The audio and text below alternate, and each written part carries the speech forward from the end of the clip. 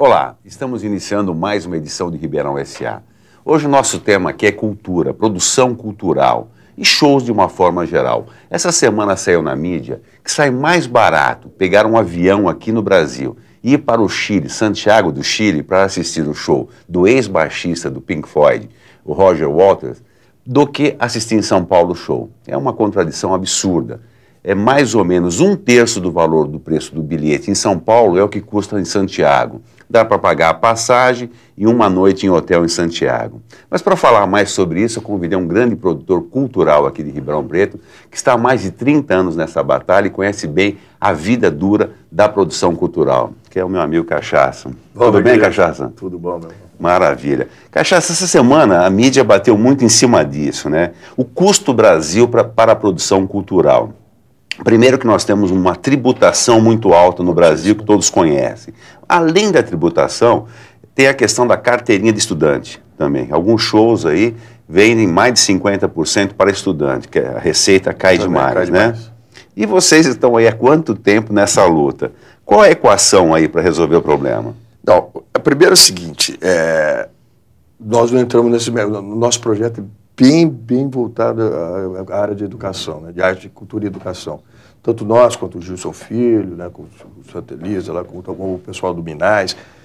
Mas é muito difícil. O que você falou assim, hoje a gente tem o problema da carteirinha afeta muito na produção do cinema. Eu sei, porque assim, eu estou fazendo um filme há 4, 5 anos já sobre o Magrão e quando você vai fazer na ponta do lápis com os produtores, o cara fala, se eu entrar com esse dinheiro nesse filme, eu não tiro ele na bilheteria. Então, por exemplo, um filme, um documentário, que é o caso, eu não tiro ele na bilheteria por causa da meia.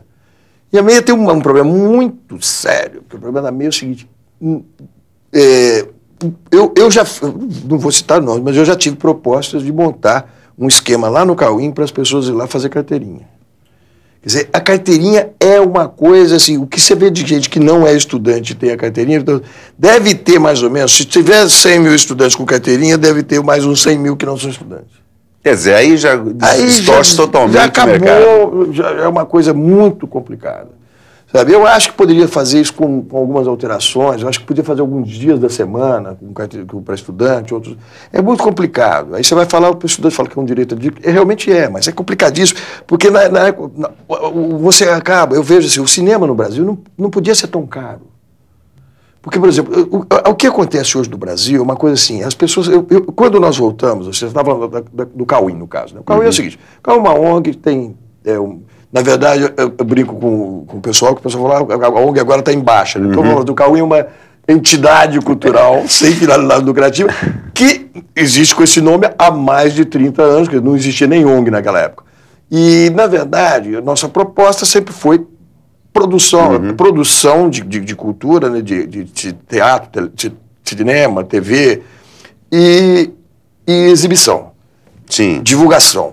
E quando o Cauim começou como teatro. Mas quando nós abrimos a primeira sala do cineclube, estava na cara que aquilo ali não ia se manter com taxa de manutenção, que nem era uma lei que tinha que era taxa de manutenção, nem bilheteria é. Então a gente já sabia que ia ter que sair correndo pedindo verbas para tudo quanto é lugar. E quando nós abrimos ainda não existia nenhum projeto de lei, não tinha lei Rouanet, depois teve a Sarney, não tinha Rouanet, não tinha PROAC, não tinha nada. Então, eram doações e a gente tinha, mas tinha já esse problema, porque mesmo a taxa de manutenção, os estudantes iam lá e brigavam para você ter a meia. E era uma coisa chamada cinema de arte na época, que não tinha essa coisa maravilhosa hoje, que é o DVD, né? Que você vai em casa, você vai numa locadora, pega um Bergman, você vai na Americana e compra filmes do Fellini por R$12. Na época não tinha nem o DVD, nem o videocassete existia ainda. Então o cineclube, ele funcionava para passar o filme de arte, dito filme de arte. E aí era um público seleto e acabava mantendo, porque quando você tinha dificuldades, alguém ajudava, uma coisa assim. Mas, foi o primeiro no interior, porque tinha em São Paulo Belas Artes, com toda a história. Belas Artes era um cinema comercial. Mas ele tinha um espaço do Belas Artes que era só cinema, produção... Assim, mas ele era comercial, ele tinha uma finalidade lucrativa. Tá. O primeiro cineclube, 35mm, que aconteceu no Brasil, foi o Cineclube Bexiga, na 13 de maio. O segundo cineclube, 35, que 35 iniciou assim, uma sala só para cineclube, foi o Cauim. O segundo do país, então. Do país. E o maior do mundo hoje é o Cauim. Sim, porque não tem mais São Paulo. Tem alguns, mas mesmo na França, que é uma terra que tem muito cineclube, tudo sala com 100 lugares. E você vê, o Belas Artes, que tinha uma parte reservada a filmes culturais, hoje não tem mais também, porque acabou. Simplesmente eles não conseguiram resistir. Não resiste. Tem um outro detalhe importante. Agora, recentemente, em janeiro, saiu uma matéria na Folha mostrando que o cinema, o ticket do cinema brasileiro é o mais caro do mundo. Não, mas então, aí que eu ia te falar. Porque o que acontece? Quando a gente tinha esse cinema de arte e tal, que era uma coisa legal, e aí fechou esse cinema na época do Collor, que o Collor veio, foi aquela... E era um cinema que passava muito filme brasileiro. E o Collor acabou com tudo. E não pôs nada no lugar, né? Aí o que aconteceu? No governo Fernando Henrique não teve muita preocupação com essa área. Quando o Lula entrou, colocou o Gil. O ministro Gilberto Gil, ele vem de uma formação cineclubista. Tanto ele como Caetano, o cineclube da Bahia sempre foi muito forte. Glauber, na época, tinha o Glauber Rocha, e eles vieram dessa tradição. Primeira coisa que ele fez, ele pegou um rapaz que trabalhava com ele, que você até conheceu, que é o Leopoldo Nunes, que era da TV Brasil, sim, e falou, Leopoldo, você veio de cineclube, cadê o pessoal do cineclube? Eu falei, eu vim do Cauim. Cachaça está vivo ainda, alguns lá estão... Então vamos conversar. E o grande problema do cinema no Brasil é que é o seguinte, tem uma coisa muito cínica, que as multinacionais de cinema falam, que o Brasil, o povo abandonou o cinema, que o povo não vai mais no cinema. É uma mentira total. Mentira. É mentira porque é o seguinte, o ingresso no Brasil custava 70 centavos de dólar. O cinema era todos no centro da cidade. O que aconteceu? No centro, começou a acontecer, a igreja dá mais que cinema. O supermercado dá mais que cinema. O banco dá muito mais que cinema. Eles começaram a vender esses pontos e montar em shopping. Então, uma sala de cinema de 800, 900 lugares, a menor sala de cinema que tinha em Ribeirão nessa época, anterior ao Cauim, era do Bristol, onde nós estamos agora, que tem 900 lugares. Era menor. Você imagina. Então, na verdade, o que carece no Brasil? O custo de aluguel no Brasil é proibitivo. Não dá para você ter um cinema como Belas Artes, que foi do Wilton Figueiredo, que é o dono... tinha uma rede enorme. Que é o dono do Cauim, do prédio do Cauim, lá, quase todo o cinema de Ribeirão. Hoje ele não opera mais com cinema, ele tem muitos prédios de cinema. O Belas Artes foi dele. É impossível você ter 6 salas de cinema na Ipiranga, na Paulista, da esquina da Paulista, com a Consolação. O custo é caríssimo. Qualquer coisinha que você colocar lá vai dar... Só para ligar o ar-condicionado muito mais dinheiro. É absurdo o preço. Então, isso encarece. E hoje, o que aconteceu? O cinema foi para o shopping, ele ficou uma coisa muito cara. Ele passou a custar 3 dólares. Subiu horrores. Porque o custo de ocupação do shopping é alto. É um processo natural de aumento. E uma dificuldade maior, além disso, do povo, porque é o seguinte... O centro, quando o cinema era no centro, todos os ônibus de tudo quanto é bairro convergem até o centro. No shopping não, você tem pessoas que para ir até o shopping tem que pegar 2, 3 ônibus. Isso aí, cara, já fica praticamente inviável. Então, no caso do Cauim, nós entramos nessa seara. Eu falei na hora, eu falei, ministro, só existe essa possibilidade. O cinema de arte está cheio, você vai em casa, hoje em dia, com essas televisões maravilhosas, você põe um filme lá, é melhor que qualquer cinema. Então, o que nós fizemos? A ideia nossa de cineclube hoje é formação de público, é trazer o povo de volta para o cinema. Porque na tua programação mensal, você tem qual é a mescla que você tem? De filme de arte e filme popular? Para você ter uma ideia, assim, agora, a gente trabalha muito com escola. Então, volta às aulas, a escola vai ao cinema. É um grande projeto que nós já chegamos a levar nesse projeto. Hoje em dia, ainda bem, não precisa ser mais essa correria. Eu digo por quê? Nós chegamos a levar 4.000 pessoas por dia. O que acontecia? Era o seguinte, era um projeto que ele tinha com a Secretaria Municipal da Educação e com a Secretaria Estadual da Educação. Chegou uma época que a gente fazia um semestre com o outro. Chegou uma época que as duas quiseram fazer ao mesmo tempo. E ia acabar as aulas em novembro, então a gente tinha que fazer 5 sessões por dia. É maravilhoso aquela criançada, porque o Ribeirão é a única cidade do Brasil, talvez do mundo, que todos os alunos da rede pública já foram pelo menos uma vez no cinema. Porque nós fazemos com todas as escolas, de graça. Então, o que acontece? Isso é muito lindo, mas separa o centro da cidade, porque eram 114, 120 ônibus por dia. Nossa. É uma loucura. Hoje não, hoje a gente faz sessões com 500, com 400 pessoas, e eu estou fazendo um projeto muito grande agora, que a gente tem estudado muito com a Adriana Silva, com o pessoal da Secretaria de Turismo, que é um projeto de um turismo cultural, porque o Cauim, ele absorve muitas cidades da região que não tem cinema. Nós trabalhamos com 25 cidades no entorno aqui. Então vem gente de Cajuru, vem ônibus de Cajuru, vem ônibus de São Simão, até cidades que tem cinema como Jaboticabal, às vezes não entra na programação do cinema lá, os filmes que a gente está passando aqui. Então, para essa faixa etária, você trabalha com tudo. Por exemplo, o pequenininho você trabalha, para você ter uma ideia, está entrando hoje lá Alvin e os Esquilos 3, que é o filme que está passando no shopping também. Está passando lá, que foi lançado lá também, O Gato de Botas.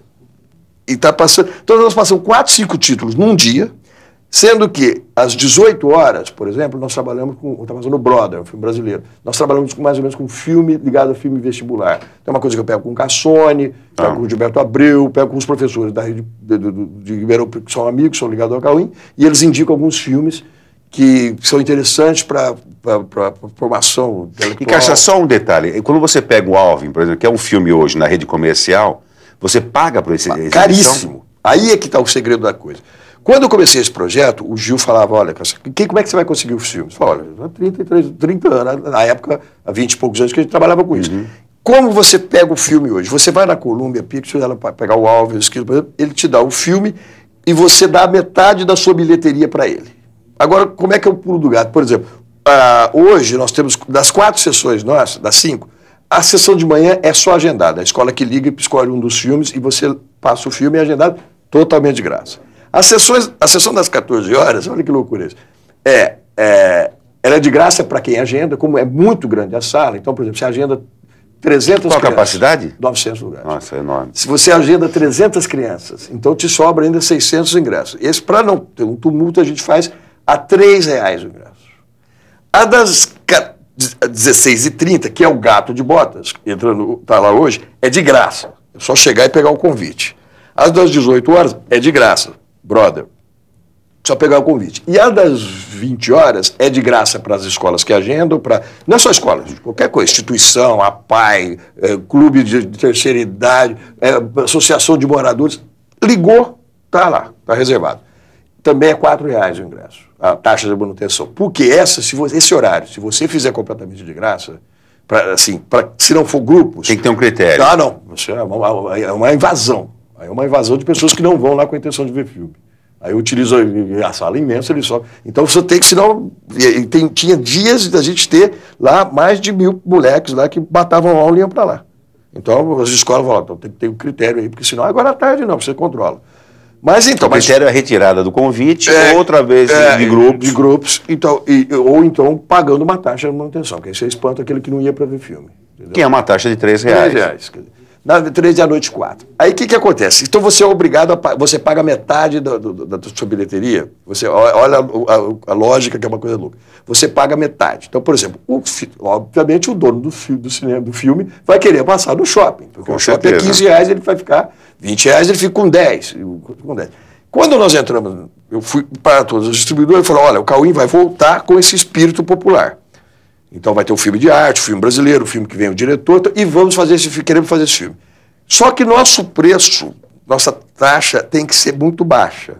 Na verdade, eu queria fazer R$3, R$4 desde o começo. Claro, não aceitamos, como é que nós vamos fazer? Vamos ficar com R$1,50, R$2,50. Bom, começamos com 6, 3, 4. Enfim, convencemos algumas distribuidoras que esse público que vai ao Cauim, ele não tem bala, ele não tem dinheiro para ir ao outro cinema. Então era um público que ele não tinha. Ele não tinha esse público. Então ele ia formar esse público para ele. Aí concordaram. Não, aí começaram a perceber que realmente, põe uma cópia lá. Uma fatia excelente de um público novo para o cinema. Um público novo que ele não tinha, porque na verdade esse público, com toda a razão, ia lá e comprava um filme pirata, porque ele quer ver. Meu filho, o filho tá na televisão, passando a propaganda do filme toda hora, em breve no cinema. No mesmo dia que entra no cinema, já tem o pirata. Eu não sei como, mas o pirata chega antes, às vezes chega antes o pirata em Ribeirão do que o filme. E aí, o cara ia lá e comprava o pirata. Eu tenho umas passagens. Então, esse negócio é assim. Depois, você me pergunta, e como é que a gente faz o filme de graça? Aí é a loucura. O filme de graça, eu faço o seguinte, eu faço com eles uma média de um tanto de pessoas que esse filme vai atingir. Então eu pago em cima dessa média. Ou então, quando o filme é muito novo e é de graça, eu pago em cima das pessoas que entram. Então, por exemplo, eu pago em cima de R$3. Na verdade, seria R$1,50 para mim, R$1,50 para eles. Como eu não tenho R$1,50, eu pago R$1,50 para a pessoa que entra. E aí vem os patrocínios. Entendi. Cachaça, eu vou pedir intervalo, mas eu quero saber um outro lado da questão, porque você tem outras despesas. Eu quero saber se o governo federal, o estadual e o municipal estão sendo generosos com o projeto. Ribeirão S.A. volta em um minuto.